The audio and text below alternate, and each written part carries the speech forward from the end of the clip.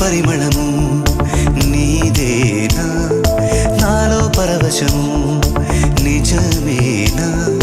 బొండు మల్లి పువ్వు కన్నా తేలికగు నీ సోకు రెండు కళ్ళు మూసుకున్నా లాగు మరి నీ వైపు సొగసును చూసి పాడగాయలా కనులకు